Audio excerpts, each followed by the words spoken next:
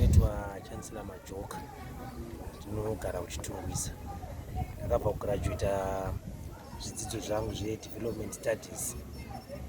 Inini ndakakura ndiri munhu aifarira kutamba neshamwari, saka mushamwari dzangu ndoma ndakazosanganawo neshamwari dzakandidzidzisa kushandisa zvinhu zvakafanana nembanje neyavanoti broccoli yai.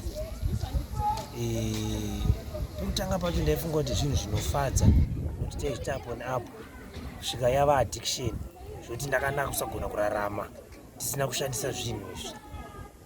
Ndaifunga kuti pamba pacho zvinondibatsira kuverenga nekuti ndaiti kana ndikashandisa panje ndaigona kutora nguva yakareba ndisina kurara, saka ndaigona kufunga kuti zviri kundibatsira kuverenga, asi ndasingazivi kuti zviri kutokwadza futi pfungwa dzangu.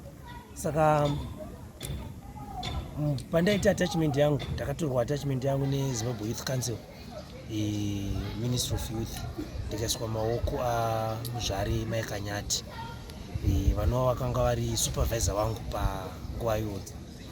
Havana kunditora semwana wechikoro, vakanditora semwana wavo, vachindirakidza kuti zvidzidzo zvauri kuita izvi nemachoices auri kuita muupenyu, pane zvimwe zvinhu zvaunenge uchijamba kusangana nazvo, uye ma-enhancements andiri kuitwa nemadrugs aya haasi kubvisa masituation kana matambudziko andinosangana nawo muupenyu. Muzvare mukanyati ndo vakandisanganisa neinonzi Angel of Hope, inotungamirwa naFirst Lady Mai Munangagwa.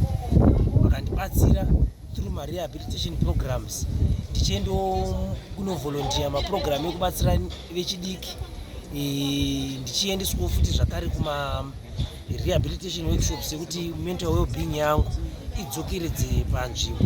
Asi kutaura chokwadi ainambobvira yadzoka panzvimbo.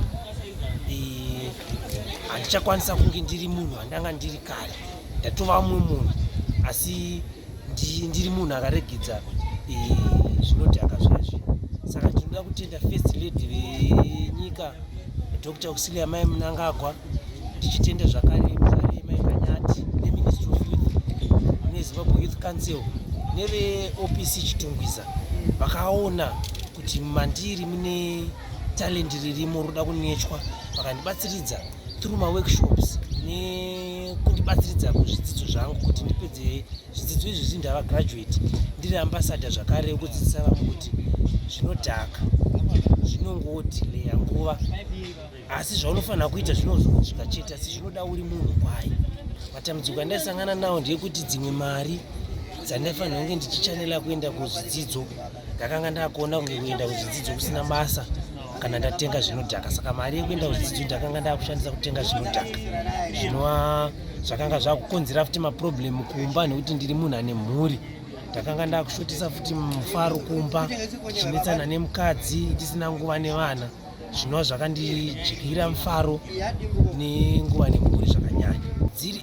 Iripo nguva yekuti unombofunga izvozvo, asi kupfurikidza neshamwari dzaunenge unadzo uyezve nekuziva kuti machoices andinofanira kuita muupenyu ndeapi, izvozvo ndinoona zvichindibatsira. Addiction inogona kutora nguva, asi tinofanira kusvika. Ini zvakanditorera nguva kupfurikidza nekuti ndakanga ndiri willing, nekuti kutenda kunouya nekunzwa. Ini ndakatenda nekunzwa ndikazvipira, saka hazvina kunditorera nguva yakareba stereki. Ndave parehabilitation program nekuti ndiri munhu anga ane mhuri, zvakare ndine zvidzidzo zvandaifanira kuenda, saka rehabilitation program iyi ndakaita for 6 months. Ndonguva yandakaita rehabilitation program nekuzovolontiyawo zvakare kuitira kuti shamwari dzangu dzakaipa dziya ndishaye kana nguva nadzo, ndikwanise kunge ndichibatsiridza utano hwangu nevamwewo vandokwanisa kunge ndichibatsirawo kuti vasiyewo zvinodhaka.